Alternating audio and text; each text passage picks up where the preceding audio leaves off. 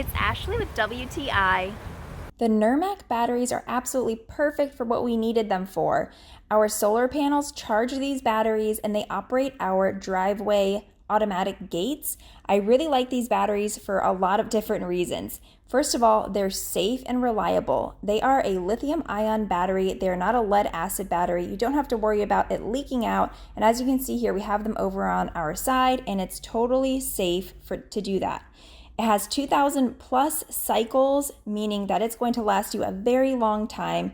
It's green energy, so again, you don't have the pollution of the lead acid battery. This is a great option if you're conscious of the environment. It's also lightweight, it's portable, and it's been a great option for us. I can't recommend this enough if you're looking for a green battery. And that is my point of view.